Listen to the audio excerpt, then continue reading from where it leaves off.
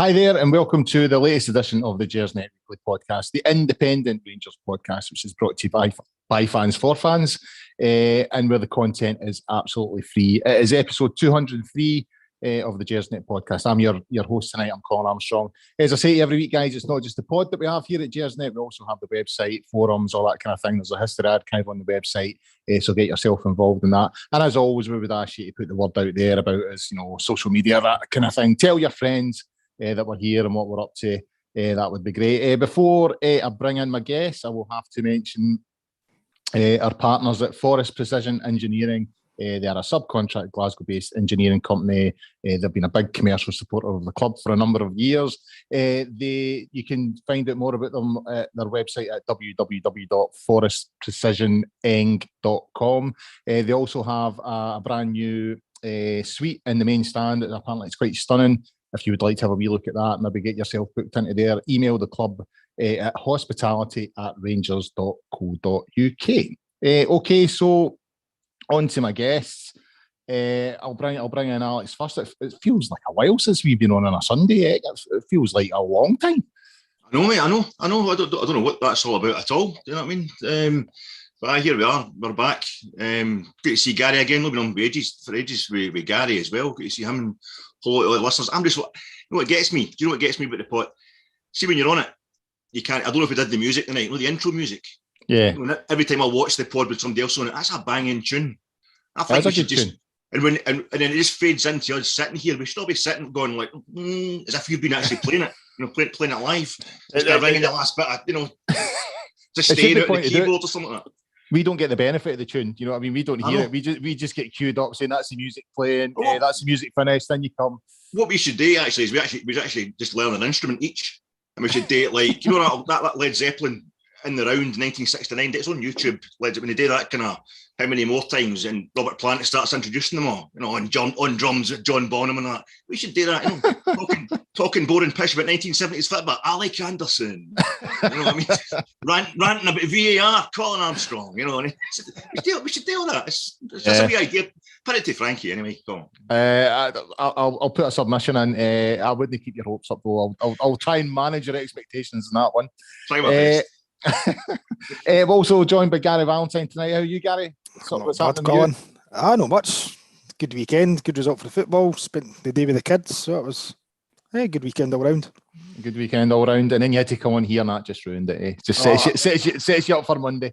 I really hope that this musical thing doesn't get any traction, because I'll be like a triangle or a maracas kind of guy. That's what level my music will go to. No, the flute, no, we'll not go there. So many beers I've had. But trust me, Gary, that idea's no flying, so I wouldn't worry about it. So I've been practicing the spoons for months as well. Right, guys, on to yesterday's game. Obviously, we'll talk about yesterday's game, but like the guys know what we're talking about. Bit of an unexpected result. Not in terms of the victory, but the manner of the victory. We chat about. Rangers launched a fourth kit this week. We chat about that.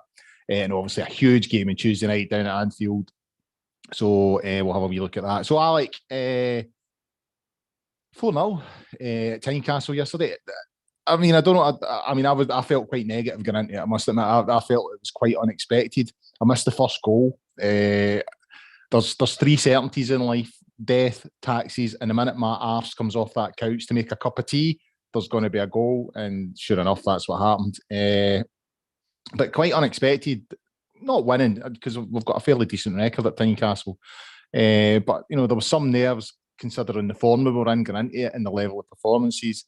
And the actual level of the performance itself, there were still issues that concerned me a wee bit, but overall, good result, good performance, and just the type of sort of result and performance we needed going into that game on Tuesday. Absolutely. Well, I mean, look at it. The last time we lost a league game 4-0.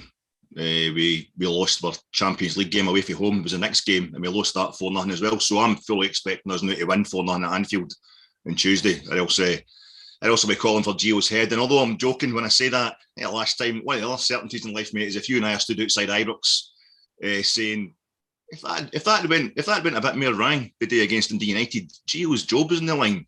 there's nothing surer than the next game we'll go out and we'll tank the third force in Scotland 4-0 away from home. For all Alfredo has got a great scoring record against Hearts. Gio's record against Hearts is absolutely sublime. So he probably needed that yesterday. We all needed it. I know what you're saying. There's a few issues still that we'll go into if we're going to analyse the performance properly.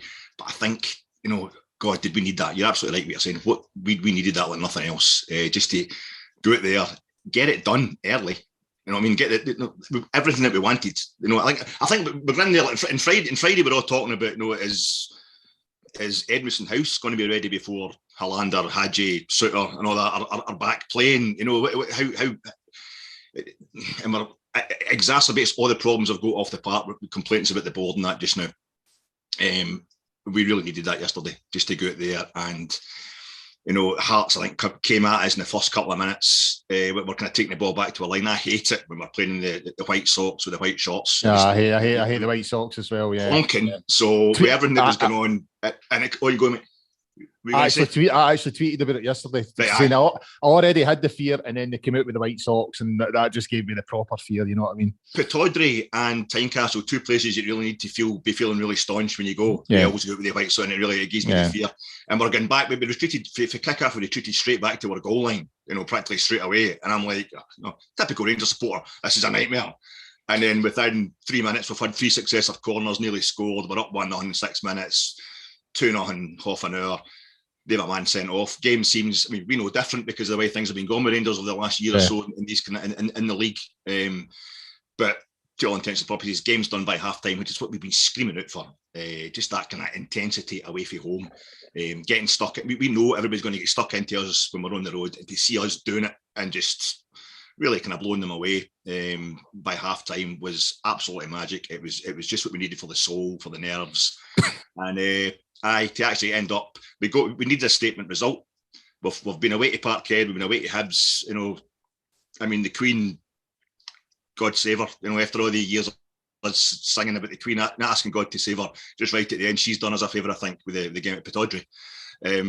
She's finally reciprocated, and I think we were at that stage. We're actually wanting the games to get called off because we just didn't know where this team was going in this run. It's a brutal run, but to actually see us finally in the last instalment of this brutal run of all our hardest away games coming in close succession, to come out with that result, this a statement result and a statement scoreline, bordering on getting close to a statement performance. No quite, but we really needed it, mate, and it was really timious. Gary, I was reading on, I think it was a Friday.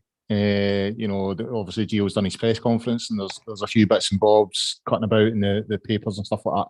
Seen Ryan Jack it puts an interview out there saying that there had been a lot of meetings since they all came back from international duty. Obviously not every player's away, but since the group was back together after the international break, there had been lots of meetings, team, staff, individual meetings with Gio.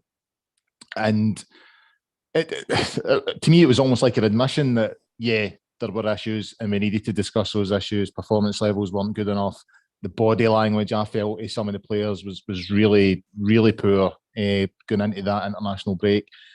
It feels like that might have had an impact because although it wasn't the perfect performance yesterday, and there was, as I said earlier on, there was still some issues that, even when we were 2-0 up halfway through that second half, there was a couple of times I felt we gave Hearts a wee sniff, and I was still kind of worried a wee bit. But it's as good a performance as we could have wanted going into it. And so do you feel if, the group have got together, and there has been, clear the air stuff, you need to be doing more of this and you need to be doing more of that kind of thing. Do you think that's helped? Because it certainly looked like it in terms of the performance. It definitely looked like it. I think I totally agree with what Alex said, that the Aberdeen game getting called off couldn't have happened at a better time for us, because I was really fearing the worst up to that.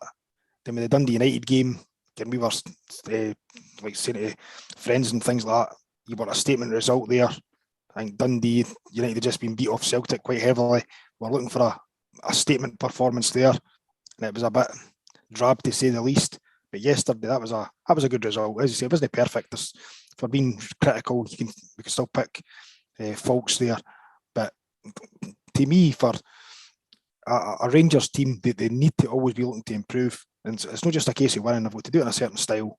And so going to arguably our second hardest away game of the season and coming away with 4-0, I think that's a great win. So I'm hoping that whatever has been said, the players remember it and keep it going for the rest of the season.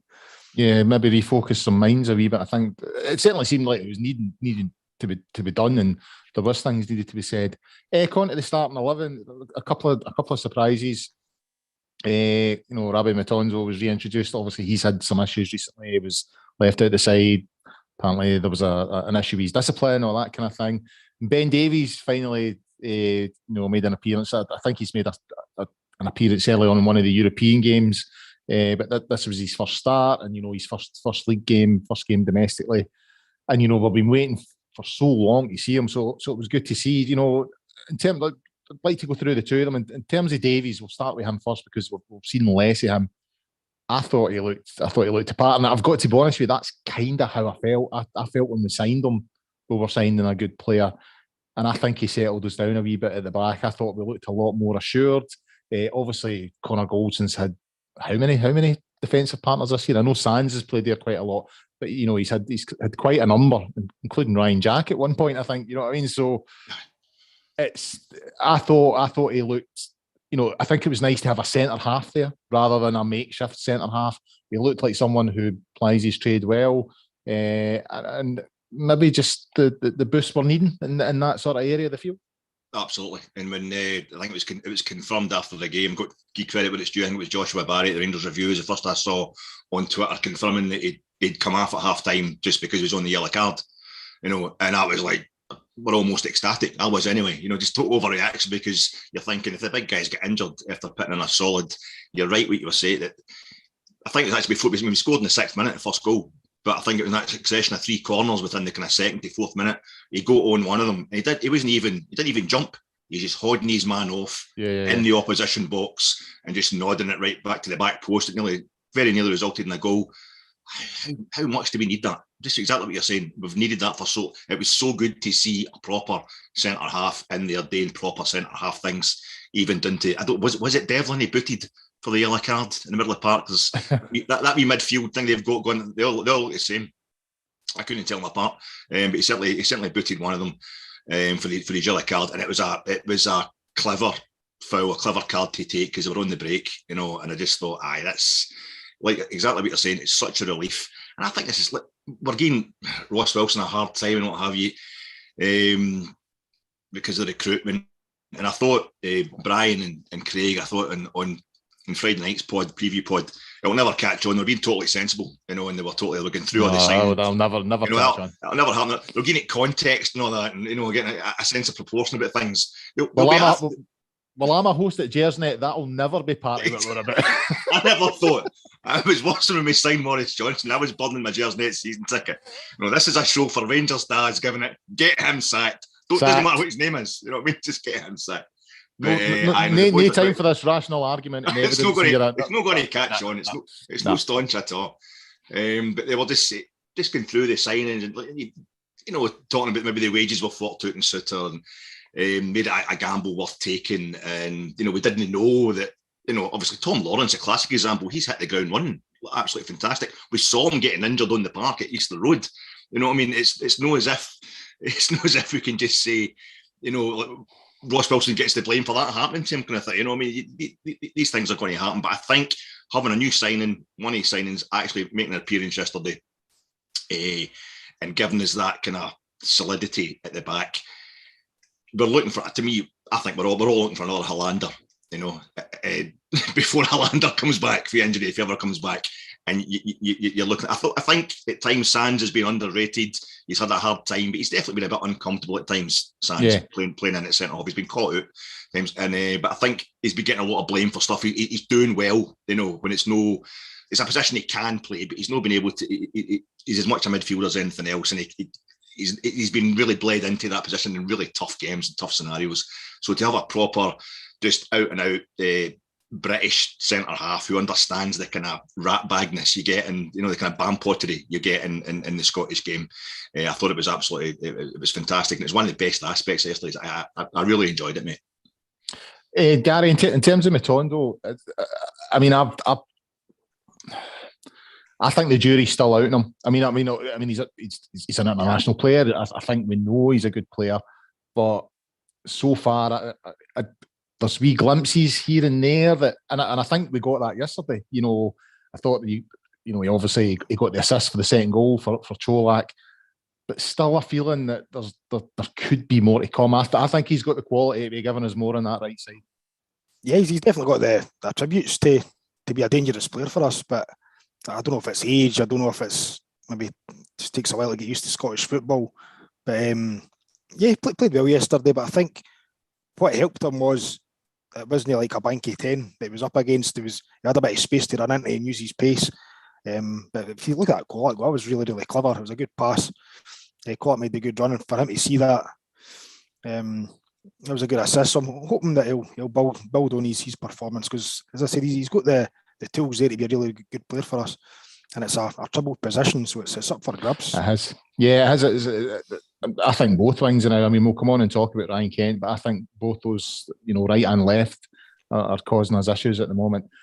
Eck, no Glenn Kamara again, and I think we need to acknowledge what the boy went through again last week when he was on international duty. I mean, in this day and age, it's pretty shit, and there's just no excuse for it, really. And when you consider what he went through previously, for him to have to go through all that again, and then UEFA's reaction has been woeful as per. But that aside, he's not been in the last two squads. I think there definitely seems to be an issue with him. His performance levels have been poor when he has played. I think he was one of these players where the body language just doesn't look right. I think him and Bassey and Aribo were really tight, really good mates. They're obviously away, and you wonder if that's having an impact, if he's starting to feel a wee bit, not lonely, but, he's gone into his work and his two best mates are away to work somewhere else effectively, and it's not the same workplace for him anymore. I've not read or seen any explanation why he's not been in these squads, and so it seems to be that there maybe is an issue there, and that the player maybe is just a wee bit unhappy at the moment. Aye, and all our sympathy to. I know he didn't want to make a thing out of it, but his treatment in Podgorica was Eastern. I mean, we can see what's happening with Putin and all that. Eastern Europe is having a bit. It's taken a long time to catch up. Although Western Europe's going through some serious right wing bam pottery just now as well, but it's horrible stuff. Over there, they turned nasty. I saw the highlights of that game, and Montenegro turned nasty. And that's the stadium we beat at Zeta for the first game we played, and we're run to Manchester. That was where we played them. But it was horrible to see Glenn going through that again, and just again being a gentleman rising above it, in a way that none of us ever could. He's a class act, Glenn Kamara, and I think maybe a part of his problem is he's constantly being touted as the guy who's going to go. Maybe if we don't get into if we don't make these Champions League group stages, which ironically is his best performance of the season when he get drafted in for that game over in Eindhoven, he was absolutely phenomenal. Remember, you and I did the preview before that, and I was saying just go with the same team, just go with the same team. We played at home, Eindhoven. I'm quite happy with that. And the only change was he brought in Glenn Kamara, and he was man of the match. So that just shows you how much I know. But I think he's constantly put forward as if we don't get the Champions League money, we'll sell Glenn Kamara for 10 million. And I don't know how much of this. I don't know how he's getting talked about, how he's been spoken to at Ibrox. I don't know how that was. I kind of felt as if that might have been a problem the way we started last season in the defence of 55 that never really got going.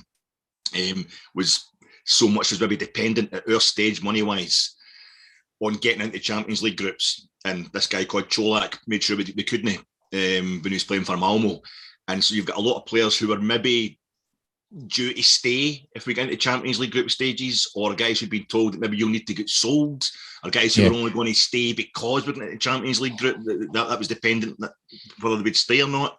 I think we've started the league season kind of slowly, because I don't care how professional you are, if you don't know where you're going to be living, it's going to affect your work life.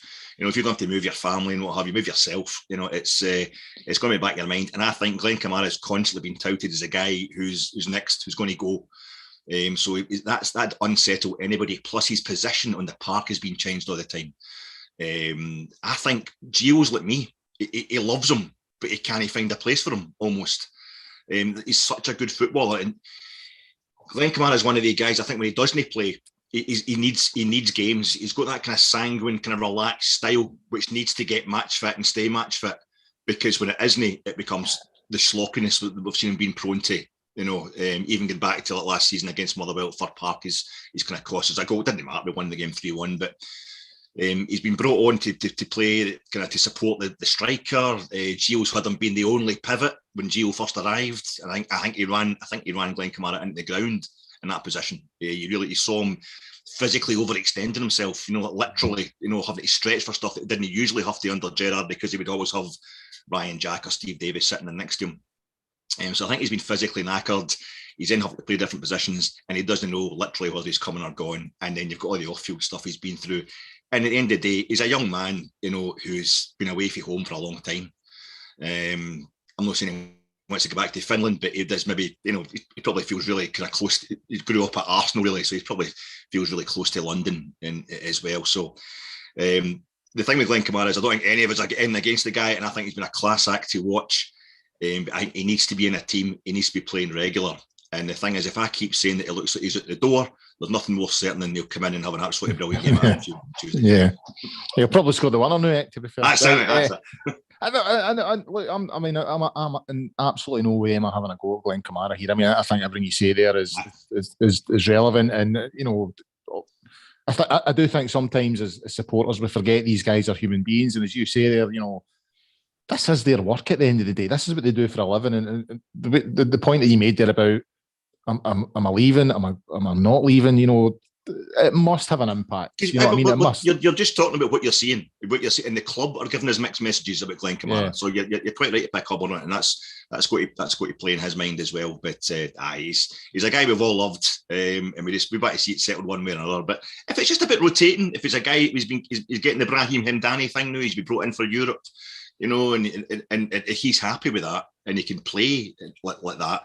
Then that's fine. Maybe he was at the squad yesterday because the whole Finland Montenegro thing had got to him a bit more than he was letting on. I don't know, but I would love to see him back. I really enjoy him as a player. He's a joy to watch. But I just hope for him more than anything else it'll get sorted out. Gary, on to a guy that's got better hair than you, which is fucking saying something, by the way. Big Cholak, you know what I mean? That's a hairdo and a half, by the way.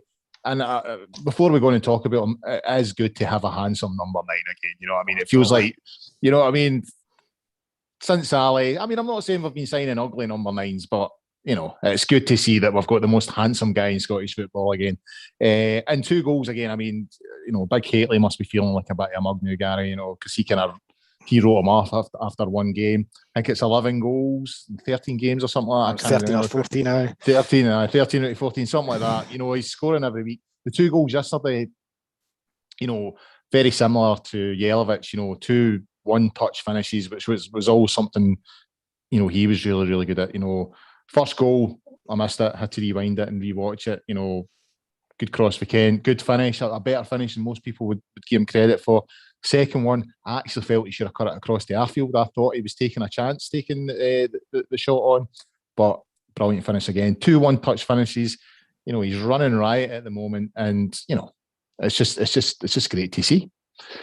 I played as a striker enough. I played football, so I obviously keep an eye on more attacking players than anything else. But that first goal yesterday, it's him that makes the pass to Kent, and then he bursts a gut to get into the box.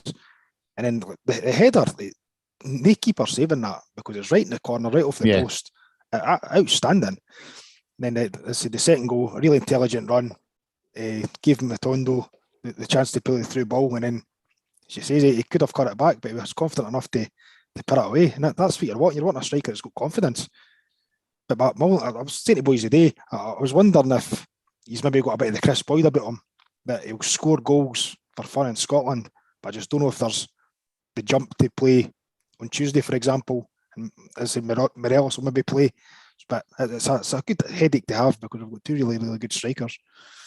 And we could have 3. I'm hearing these rumours, Gary, that Roof. I got a wee tip off from someone that I know through the week there that the reason Roof has been out for so long is he's trying to deal with this this issue once and for all. And apparently he's training for the first time, pain-free for the first time in years. So if there is any truth in that, and I'm not saying there is, I'm not saying I have access to this guy or the next guy, but, someone told me, and there could be something in it because Roof has been out for some time. I mean, Roof, that's another quality striker. I would argue if he was fit, and I think we've said this before in the pod, there's every chance he wouldn't be at Rangers. We'd be playing at a higher level. So, if Roof is going to, get to a better sort of fitness level and give us more on the park, that's 3 options we have, and after a period of so long where it feels like we've just been relying on Morelos, all of a sudden you've got 3 guys who can all score, certainly domestically, and who all offer something different. Morelos is good at dropping off, linking up the play. You say Cholak's just a goal scorer, get the ball in the box and he's going to score. Roof, really hard worker, good in the air. They all offer something different.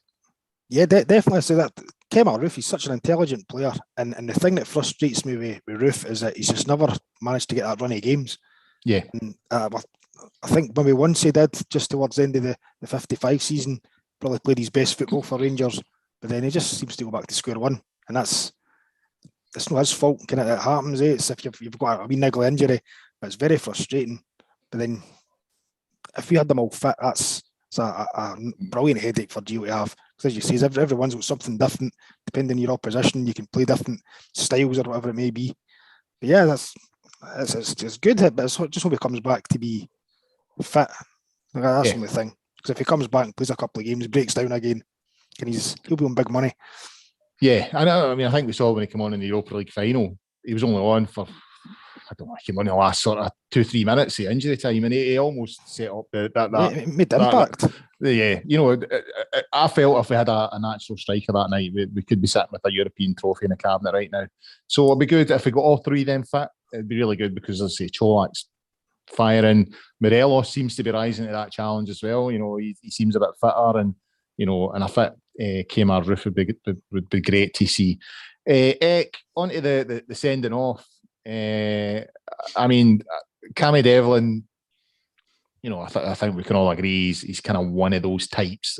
Got a wee bit of a nasty streak in him. Had kind of been putting it about. He'd done a couple of wee things. He'd had a go at Matondo earlier on. The 2 of them sort of rolled on the touchline, and he kind of put his knee in on him just as he landed.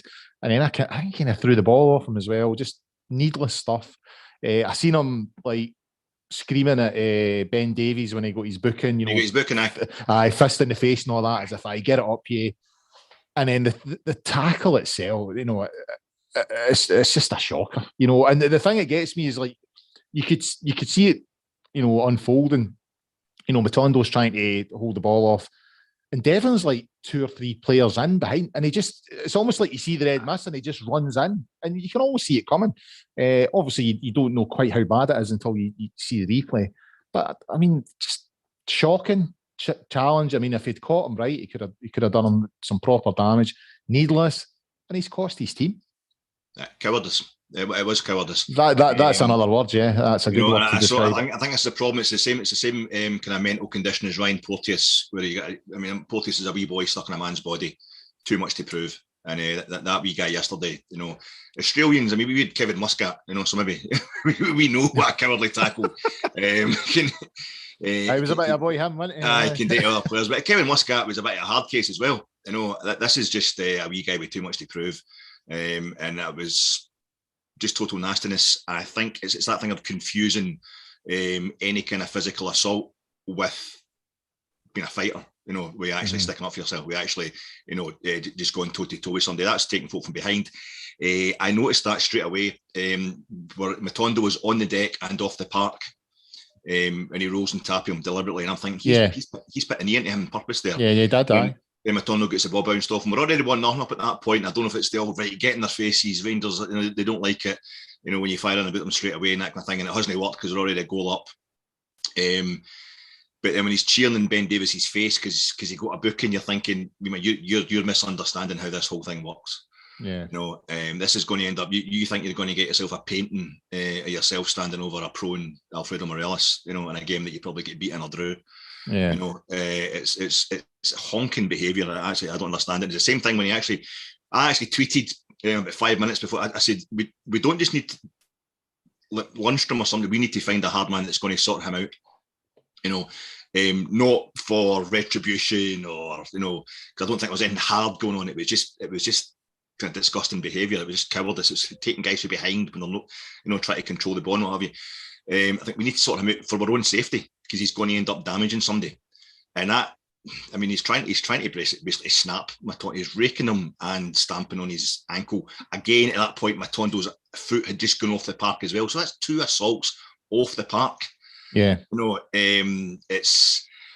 I called him on Twitter a disgusting individual, and I kind of regret that. I wouldn't like to write off a player like that, but to me, they're all young men footballers. I'm in my early 50s now, so. And I did when I was playing, my pub league football and all that when I was a boy. You're all confused in Scotland. There's whole kind of machismo thing going on and all that, and you get it confused. And yeah, I kicked a few guys once or twice, and it wasn't like 50-50s or fair stuff. It was just, I'm raging, and that's what he reminded me of yesterday. Just a raging wee boy who's got too much to prove. And I thought I was really glad when the referee finally took care of it, and I was glad Matondo survived it. To be quite honest. And I think that's part of Matondo's kind of graduation into Scottish football. That'll be part of him getting the pace, getting the mentality of the game as well. These guys are out to nail you. And the only question I've got, the only thing I don't. This is about me. I don't know. Maybe this is a thing. You guys have played a better level. Everybody's played a better level of it than I did. I could beat myself at the back door, But when Rangers went on and just played football, and I think that's your game. It used to be Celtic were the kind of all-out attack. They'd play football all the time, and Rangers were, traditionally, I'm talking about up through the decades. Yeah. We were the doer, Presbyterian, defenders and all that kind of thing. It was garbage. We'd players like Willie Waddle, Alan Watton, through to Brian Laudrup and all that. We're one of the most skillful players in Scotland. But always a reputation of we could take care of ourselves. Our greatest ever Ranger is John Gregg, who phenomenal footballer, but was known for being able to sort anybody out. That they needed sorting out.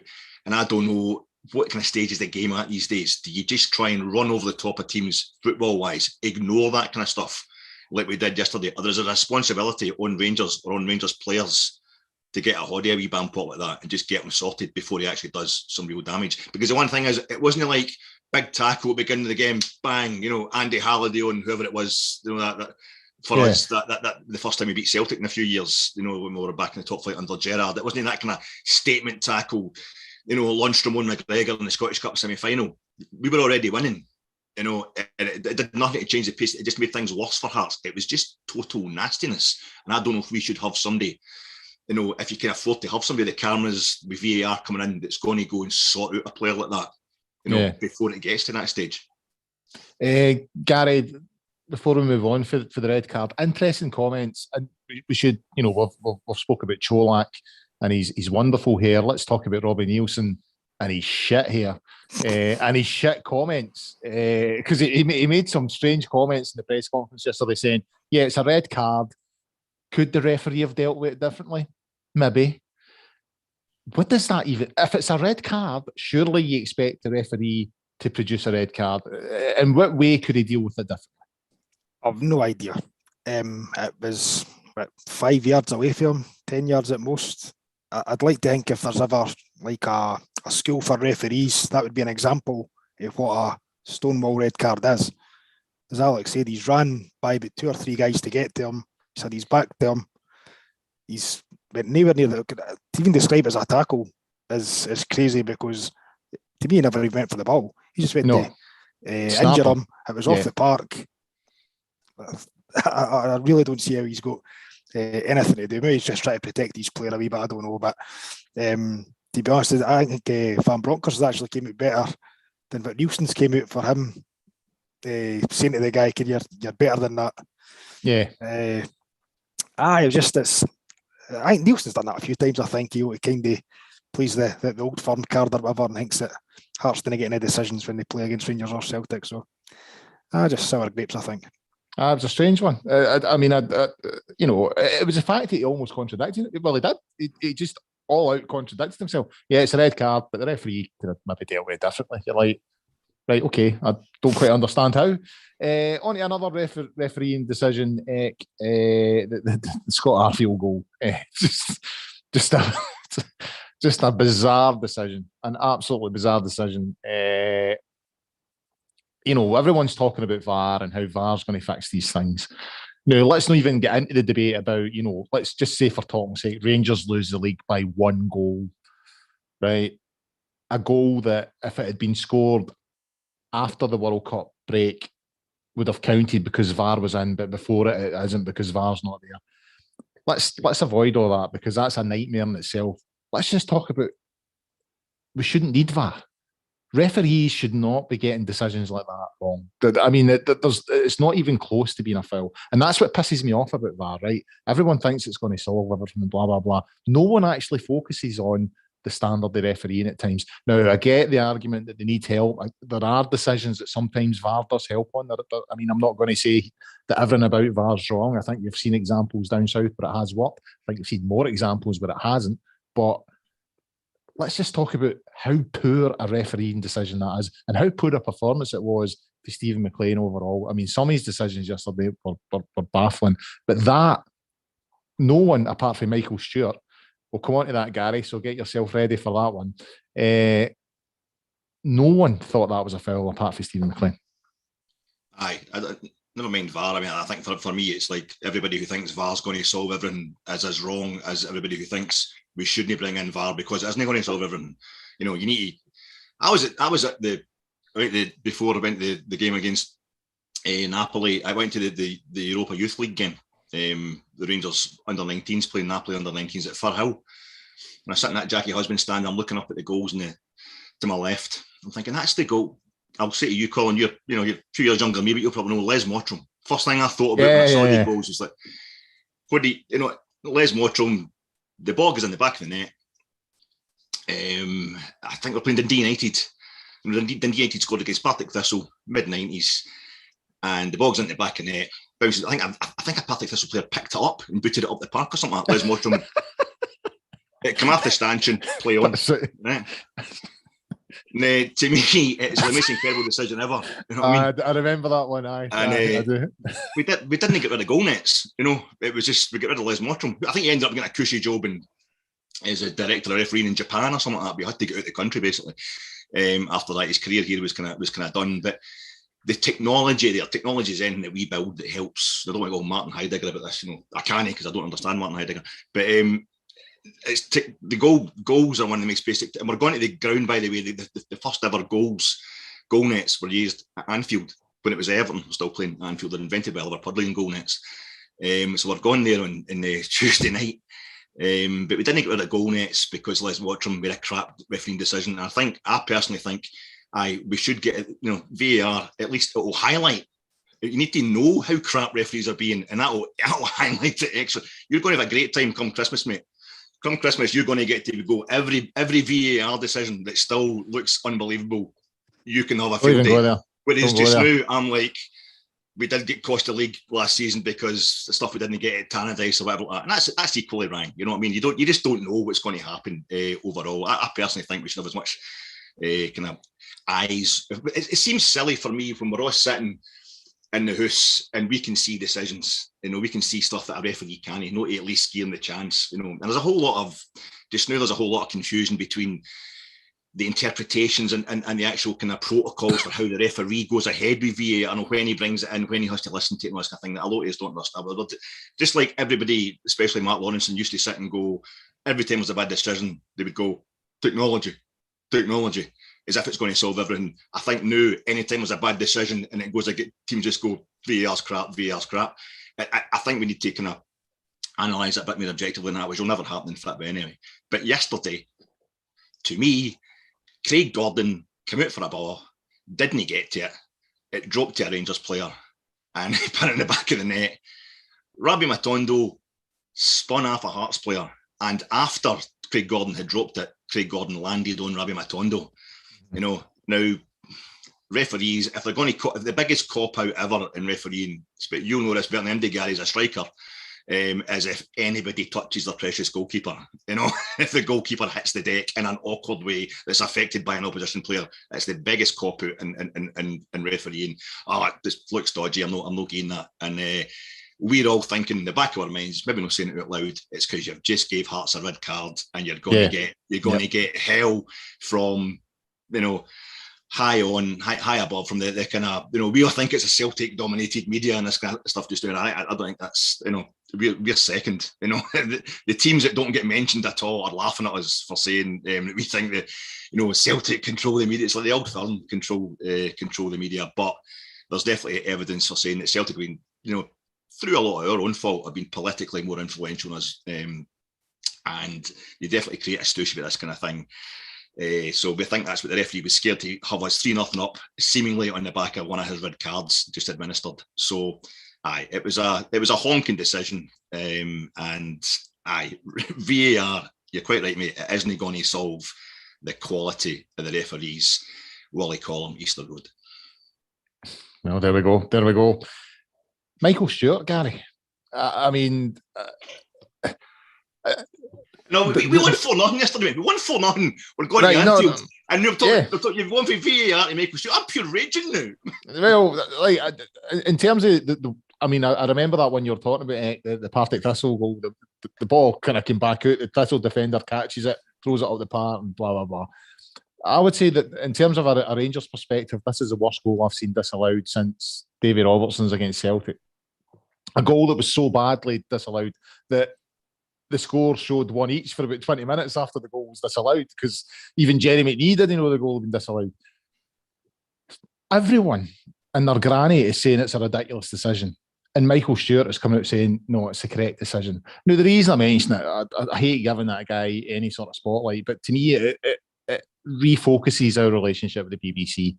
You know, and I know they've apologised, and I know they've tried to repair things, or they're saying that they're trying to repair things, but my argument would be that the standard of reporting when it comes to Rangers has not improved at all, really. It's still the same. All that's happened now is they've apologised and they have access, and clowns like this guy can just absolutely say what they want. I was going to call him an arsehole, but yeah, a clown's quite a decent one. Oh, let's go with an arsehole. That's I'm trying to be tame. But I watched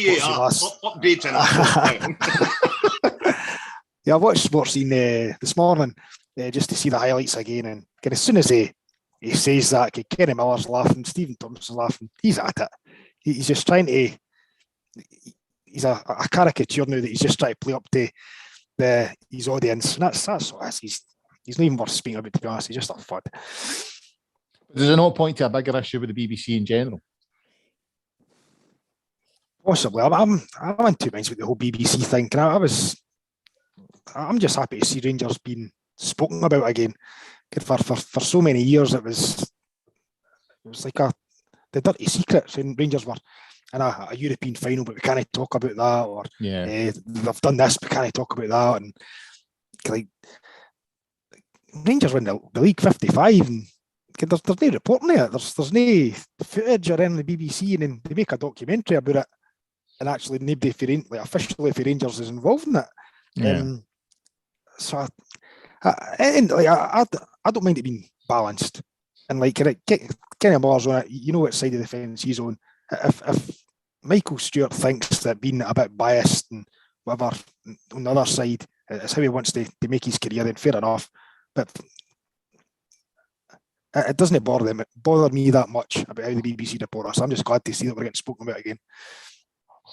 That's fair enough. Eck, the Gio subs at half time, you know, the best way I can put this, in my opinion, and this is maybe just a symptom of where we are as a team at the moment, you know, just feeling a bit negative and a bit wary because of the standard of performances. I felt his subs yesterday were the kind of subs you'd have made if that Arfield goal had stood.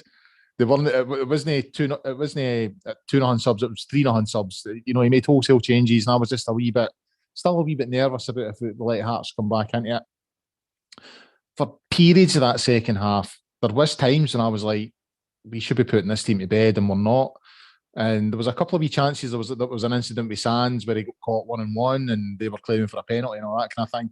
Just a couple of wee things. I mean, not clear cut chances where McGregor's going to make the save of that, but just wee moments where you think if they could get in here, get a goal, then all of a sudden we're under the cosh again. They've got a wee lift, and again, I don't know if that's a symptom of where we are, but there was just times in that performance yesterday when I felt, no, you know what, we should be killing this team off, and we're not quickly enough anyway. I know we got there eventually, but we just didn't seem to be doing it quickly enough.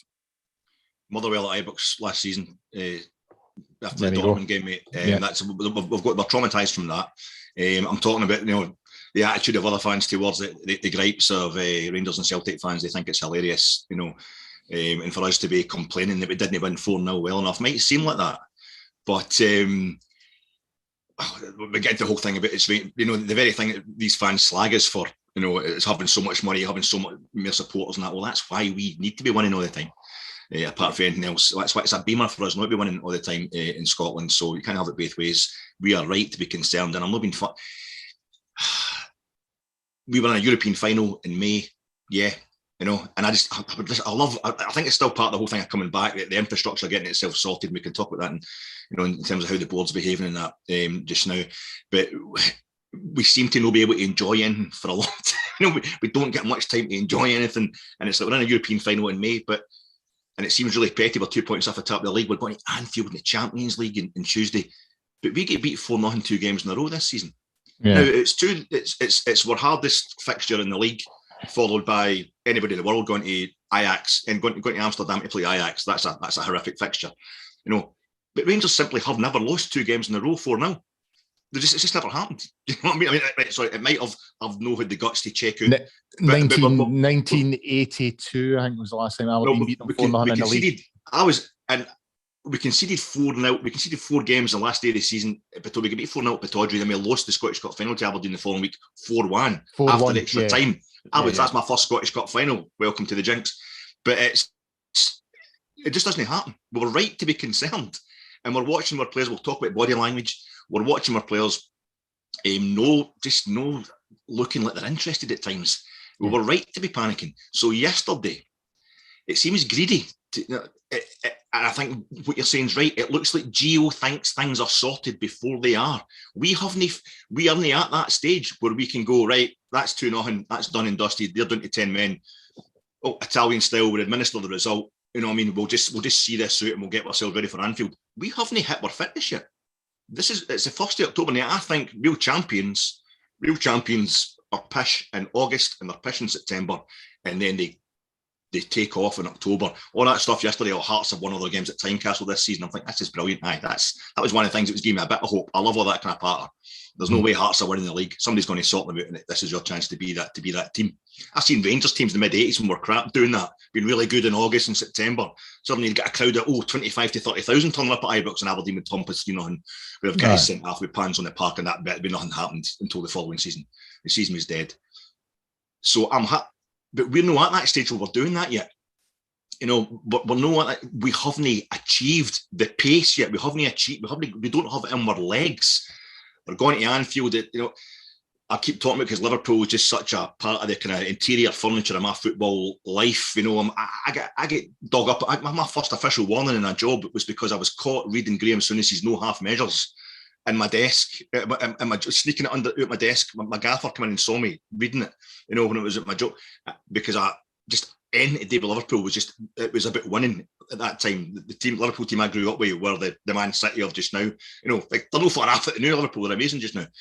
But they set the example, and as soon as said, as Joe Fagan was the manager of the Liverpool team who won the European Cup in '84, and they won the league and the League Cup as well that season. You can start a game too fast and slow down, but you can't start a game too slow and speed up. And that's what we've been doing all season. So we got the first 2 bits right yesterday. We started like a house on fire. We had 2 goals, in the first half away from home. We looked up for it, but we needed to see us keep that going, get it in the legs, get that tempo set that's going to sustain us through the whole season. So when we come out in the second half, we make 2 subs, and you're still thinking, okay, we didn't know what happened with Davis at that point. Ben Davis, was it an injury? because he's obviously got an injury record when he first came here. And we saw Ryan Jack. I mean, Kenny McLean's really big for a Scottish midfielder, and Ryan Jack had to carry him for 70 minutes and crack off during the week. So no wonder Ryan Jack was injured. It was knackered and he was going off. That was fine. A few rusty touches in the first half.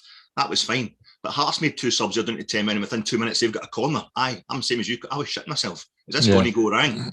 And that's why I was utterly delighted that we finally picked the right scoreline on it.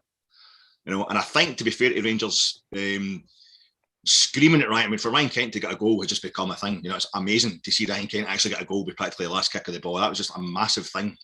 Almost as good as having Ben Davies having a proper centre-half and a centre-half beside Goldson as well.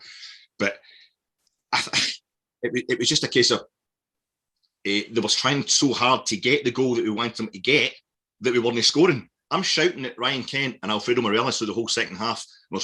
Alfie come on later on, for trying too hard to score, when that was the very thing that we want. I felt as if they're in situations where they should be passing it, to make sure the team got a goal, and then they could have their wee personal thing of trying to, try to get a goal. I don't think 3-0, the game would have been dead, and we just couldn't seem to get to 3-0. But eventually we got there, but I think you're right. I don't think we've hit the tempo yet. I don't think we've actually had the statement performance yet. Not domestically, we've certainly had a couple of them in Europe. But I don't think we've had that yet, so I don't think we could afford to be fanning about like that. I would have had the same team. I think Ryan Jack was struggling. I think he had to go off. Yeah. But I wouldn't have had Davies off. I don't really care about his booking. We need to have a proper all-out win. Doing everything right to get this domestic season up and running. Gary, Morelos comes on, gets a goal, makes it 3-0. Kills the game. And, nice wee celebration and pisses. I would like to say he pissed off the Hearts fans, but I think a good few chunk of them had already left at that point. But I want to talk about Ryan Kent because he's someone that's really struggled this season. Really looked off at body language. One of those players where the body language has been off. His shooting at times has been horrific. Not giving us anything in terms of, goals and assists. I believe his goal yesterday was his first league goal anyway in 2022. And so it was good to see him get the goal, and he got the assist early on as well. It was him that put the cross in for Cholak.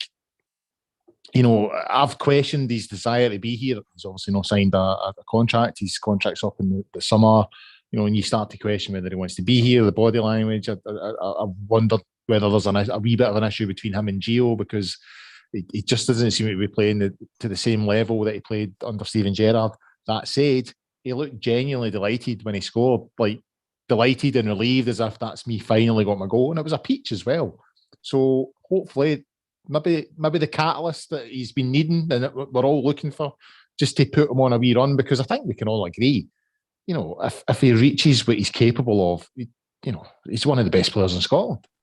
That's what the frustration is, because we all know what he can do. He just doesn't do it enough. I maybe got my facts and figures mixed up, but I'm sure they said Saturday. It was Saturday yesterday, sorry. Yeah. Good day is. That a goal and an assist is the first time Kent's done that since 2020. Right. So I can't remember if it was that. They said whatever the stat was, and it wasn't yesterday anyway. It was quite a while ago.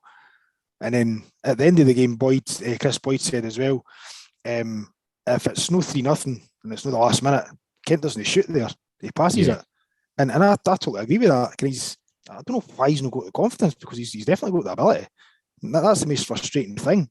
Then you always want him in your team because he's one of the players that the opposition will maybe put 2 men against and be a bit of distraction, and he causes space for other players to do stuff and that.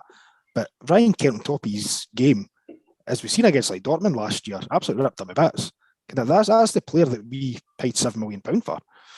And it just doesn't do it enough. And that's what's so frustrating, because when you see what he'll do something like that assist for the Kolak's first goal yesterday, his left foot, absolute beauty across.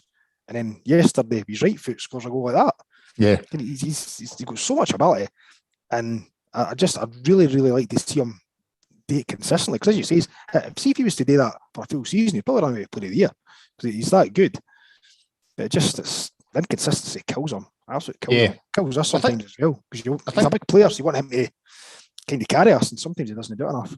I also think if he was to do that, most weeks, a goal and assist and all the rest of it, we would maybe have got a return by now on the investment, because I think actually that's what Rangers were looking for. I think if he does go for free next year, then as part of this player model thing, you would have to say that that's a deal that hasn't quite worked. You know what I mean? But I was chuffed for him. I mean, he's frustrated me all season. In fact, I'm being kind by frustrated. He's pissed me off all season, because his body language and just everything about him. Because, as you say, Gary, he can do so much more, and it's just so frustrating. Right, anyway, guys, before we move on to the next thing, I'll need to mention our other partners at Zenith Coins, who produce the official Rangers Club coin. Each gold coin is gold-plated, has a unique serial number engraved on the outer rim, and comes complete with a Rangers presentation box and certificate of authenticity. A host of famous Rangers fans, including Alan McCoy, Derek Johnson, Marvin Andrews, Tom Stoltman, Gordon Ramsay, they all own one of these collections. Zenith has also produced the 150th anniversary collection, which is limited to 1,872 sets worldwide. They celebrate 5 iconic milestones, which are the founding fathers, Ibrox Stadium, the 1972 European Cup Winners' Cup win, 9 in a row, and 55 league titles. If you're looking for more info on that, get yourself onto www.zenithcoins.com. Right, guys, I need to bring in the next thing on the agenda, which is the 4th kit launch of the season. Disclaimer before we get into this, I am well past buying kits and stuff like that. It's not something I do anymore. I still play fives and all the rest of it, but I don't wear kits and that anymore. Those days are long behind me. So maybe I'm wrong to get pissed off at this, but I'm pissed off at it because it just feels it's another thing. When you talk about my jersey, the price of the Champions League tickets, the amount of stuff that you get, and I don't know if you're the same, but I get emails every day for Rangers trying to sell me this, that, and the next thing. And just that feeling that you're just being monetized by the club. That there's no real sort of substance to this relationship. It's just you're there to give us money, so just give us money. And the fact that they launched this kit a day, 2 days after it came out in the press, that they had been fined for fixing the price of a kit in 2019, something like that. You're just like that. It's so poor. And no club needs 4 fucking kits, for fuck's sake. You know what I mean? It's just ripping the piss, in my opinion. I think I've got one Rangers shirt in there that I bought. I mean, I could maybe get it over my arm now. I got in fact, it's the 82, 83 kit. The one that the pinstripes, the original. No, this one they brought out during the week. The first time ever had pinstripes. That's the first kit I got. The first official Umbro kit I got. Aye.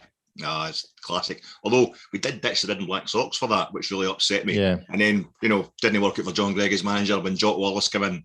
It didn't really work out for Jock Isle in his second spell as manager. But I think we played Aberdeen at Pittodrie. I wasn't at that one, but we come down the tunnel for this first home game back and we're wearing the red and black socks. Just a bit upset.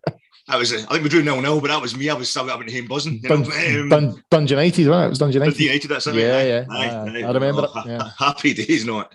But I don't think there's anything you can say here. It's been well documented. It feels like a piss take. So I've got to go kind of devil's advocate and try and think of something original to say. And I think back to in the middle of maybe before we get rid of all the proper gangsters on our boards. We're beating Cowdenbeath 1-0. Dean Shields has a deflection. There's maybe 29,000 at Ibrox. Out of the 40,000 that bought season tickets, and everyone's feeling miserable. And Celtic are winning treble after treble, and I'm sitting thinking, I would do anything.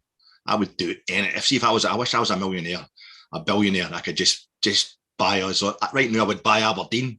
A player or 5 that they could actually stop Celtic winning the league this year. It was. One of the characters on Rangers Twitter, I can't remember, I apologise, it's either Tags or Short as Disco Shoes, I can't remember who it was, said to me once, and he was just joking, but it touched a nerve about the Espanyolification of the club. At that point, it felt like, we've already got Partick Thistle in Queen's Park here, but there was a wee moment, as we all know, where we wondered, are we ever going to come back? Are we going to just be, constantly, getting taken over by gangsters, and we'll never get back, and we'll be plodding about in the first division, maybe getting relegated for the Premier League properly, just through nobody able to get ourselves sorted. So I would have done anything to be able to throw money at Rangers at that point. And now the club are making sure if you want to throw money at Rangers, there are millions of opportunities. You can spend £72 getting a dinner with Ian Ferguson. You can get yourself down for a 20% discount in the Molten Brown range for your toiletries. You know, and now you can get yourself the fourth kit for you and the 15 Waynes and your gran and whatever. You know, there's plenty of opportunities, you know, to throw money at Rangers now to make sure that we are monetised, that's how it works these days, to get the club going. I know exactly what you mean, mate. It's far too much. One thing I will say is I don't understand. Maybe I had a tough upbringing, you know, but it used to be a bottle of Vimto and a copy of the Warlord. That was enough for me. I got this thing that you have to buy the kits for the Waynes because the Waynes demand it. You know, somehow, you know, you're going to get sent to social services. You're going to get reported to the social services if you don't get your Waynes every full Rangers kit going. I don't really get that kind of mindset. You just tell them no. But then I remembered my first ever memory of European club football was Liverpool in the 1977 European Cup final against Borussia Mönchengladbach. We're talking about Led Zeppelin. I was ranting about Led Zeppelin beginning this programme. They're on these documentaries, folk talking about their first memory of seeing guys being sexy. They thought, I want to be like that. You know, my first memory of seeing guys being sexy was at Borussia Mönchengladbach strip. My poor mum, this is in 1977 Ardrossan, where you go a Scotland strip, a Rangers strip, Celtic strip, get sent down to the sports shop in Hamilton Street in Saltcoats to ask for a Borussia Mönchengladbach strip. And this is in the days where you get 3 live games in the telly every year, you know, and the guy's like, Gesundheit, bless you, hen. You know, so I was one of the Waynes that saw a strip and wanted it. So I've total sympathy for parents who feel they've got to fork out for that. But I don't know. If you want to put one into the club, there's more than enough opportunities to do. I think there's becoming too many. Yeah, I think that's the point I'm trying to make, and I think it could damage the relationship between the fan base and the club, and I think it is in a way, going by what I'm seeing in social media. Oh, it really is. Aye, folk are getting hacked off it, you know. Yeah. And I think that the big one for me, my Gers last season, you know, I just sold my morals down the river. I was just like, if I don't get to this Scottish Cup final, I'll never go back and see it because I will feel so distanced to the club. You know, if I don't get to Hampden for the first time in 20 odd years to see Rangers. So I end up signing up for my Gers in some kind of twisted desperation to get their attention. But I got a ticket, you know, unofficially. So it didn't do me any good. But I don't want to be in that situation again. So I signed up for my Gers just to get to Hampden. But the Champions League tickets this season, no been able to buy them in instalments, no been able to buy them individually, only been able to buy the package. I was embarrassed for us with that, to be honest. I also think the price, because I think I should point out when Liverpool put the message out in social media about how much it was costing them to get into Ibrox, they were going after nut. It's 41 quid. It's 41 quid on Tuesday night, and you know my ticket was 64 quid. You know what I mean? So yeah. they are ripping the piss. But anyway, let's move on. Before we talk about Tuesday night, I need to mention our final partners, Football Prizes. There's nothing going on at the moment. There's no competitions that I know of at the moment, but there's, you know, you can go on and see what else I've got there at www.footballprizes.co.uk. Right, Gary, Tuesday night, Liverpool at Anfield. I was going.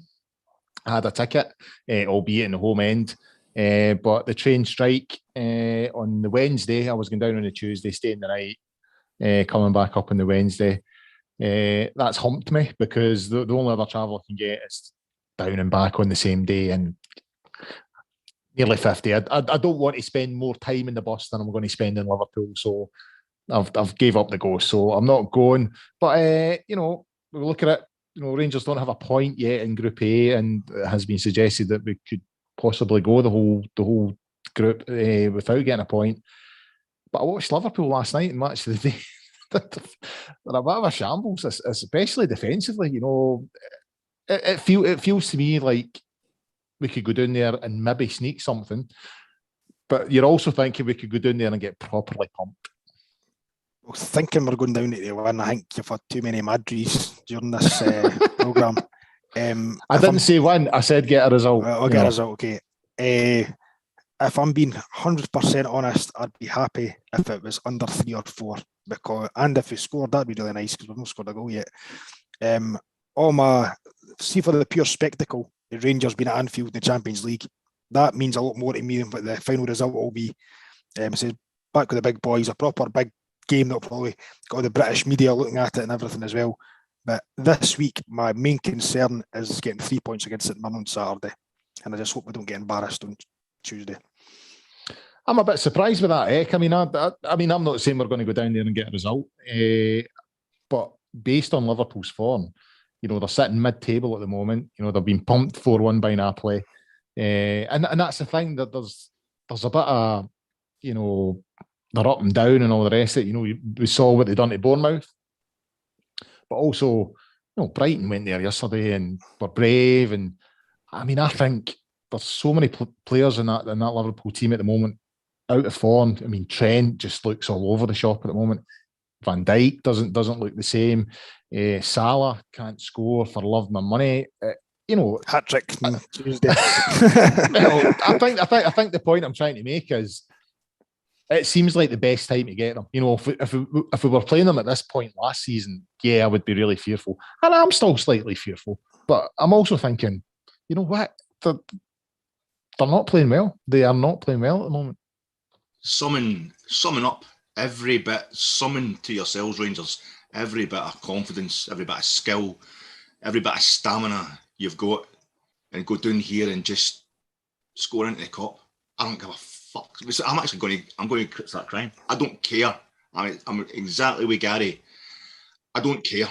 I'm going to see Rangers shooting into the cup, and I can't tell you what that means to me. I can't tell you. I know there's a whole Nick Hornby world going just through everybody. Oh, it's all about me. It's all about me. But I can't help it. I'm 53-year-old, and when I was growing up, this is the very first European club match I remember. Was Rangers. It was Liverpool winning their first European Cup. And I think if I'd been born a year later, they won 3-1. It was an exciting game. I remember that Borussia Mönchengladbach strip was the sexiest thing I'd ever seen in my life, and it had green in it as well, and it still looked amazing because you didn't have the generic, all the strips across the world were all the same. It was that whole thing. It's total old man patter. All the strips were different in the days, and a foreign player was a foreign player. But I remember it, and I remember my dad, the commentary for that game. Barry Davis's delight. He's like, "Oh, what a delighted scorer! It's Tommy Smith when Tommy Smith makes it 2-1." His final game, and he was supposed to play the following season European Cup final. He dropped a hammer on his foot the night before it because Tommy Smith was. And I remember, and I get that commentary confused with my dad sitting in the couch saying, "Christ, Tommy Smith scored." No, that's the time my dad was following Scotland all the time and totally hated England and all that. And Tommy Smith was a big England hard man, a harder guy you'll never see. I've no affection for Liverpool. It's a strange thing. I don't have any affection for. I don't have affection in Scotland, Rangers, and Ruston Winton Rovers. I can't really fake it for anybody else. But I think that a lot of Scotland. I know Gary doesn't have a lot of time for maybe English football, but a lot of us. I just love the whole English game. I grew up with it. I love foreign football. I loved all football. You know what I mean? But there's only one team that I could love, one club that I could love in amongst all that. But Liverpool. I went down to Anfield in night. My sister was at university in Staffordshire, and I would go down and see her on a Friday night, get drunk, try to get off with one of her pals, and then on the Saturday we would go to, because she was based. I was stood in the whole end. I just was lucky enough. It was the kind of early to mid 90s, just catching all these grounds before the big terraces get changed to stands because of the Taylor report. And we know how that came about. We're united Liverpool in the most horrible way. A way that we wish we were never united with them. And we're at a stage now where they were rebuilding all these stands. The whole end was my personal favourite. I used to see it in the telly all the time. I was obsessed with it. To see it in the telly all the time. FA Cups, it looked amazing, the FA Cup semi-finals. And it's only now with Spurs that they've caught on.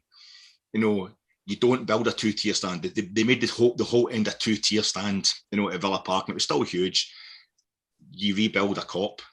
You get a raking stand behind the home end. It's one tier and it's massive.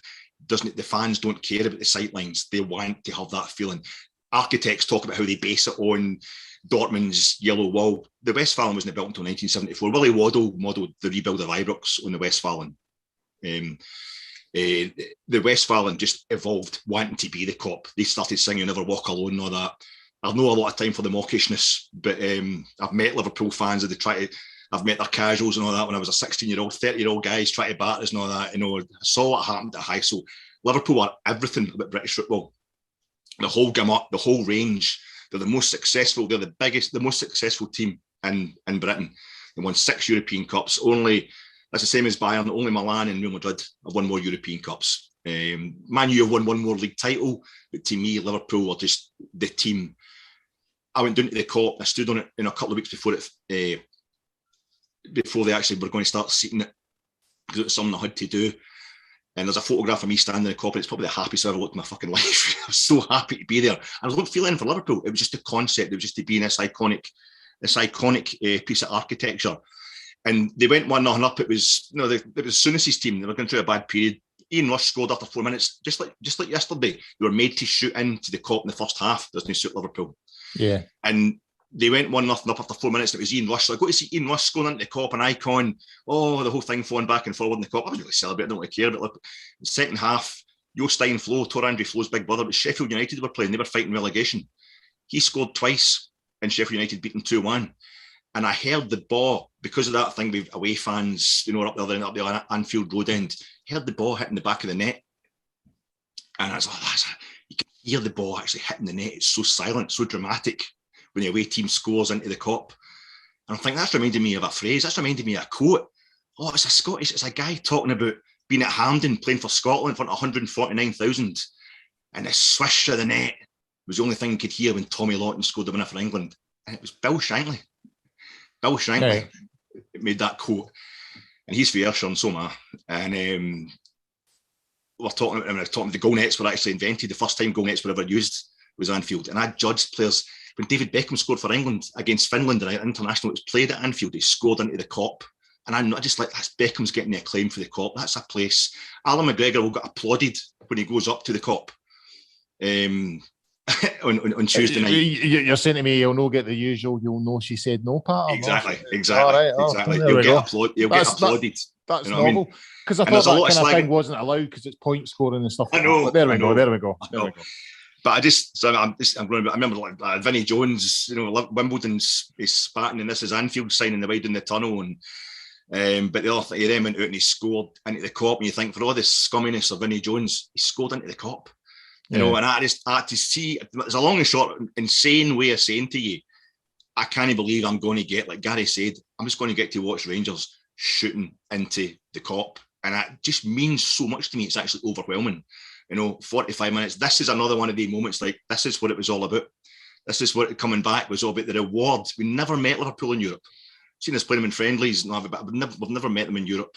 We've only won once on English soil.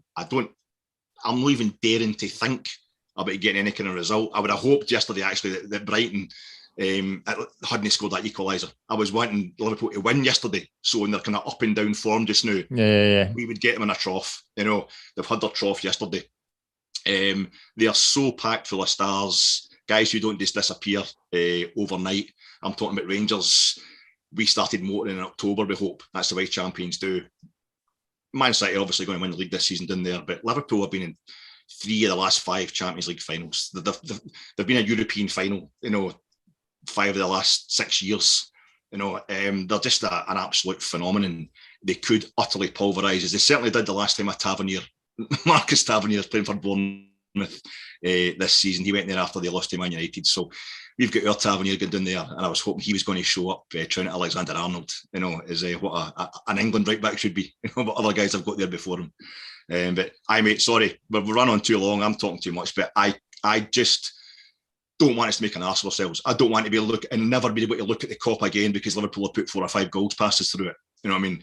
We lost 4-0 in Ajax. We lost 3-0 at home to Napoli. If we lost 2-0 on Tuesday, I would just be delighted that we haven't made an arse of ourselves on the British European venue.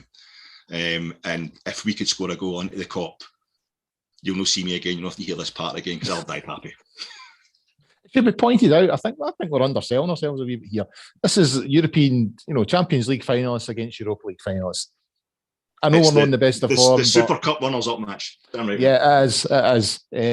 Anyway, guys, we've kind of overran a wee bit there, but there we go. Sorry. That's fair enough. No, it's fine. We'd overran before that, Eck. It's fine.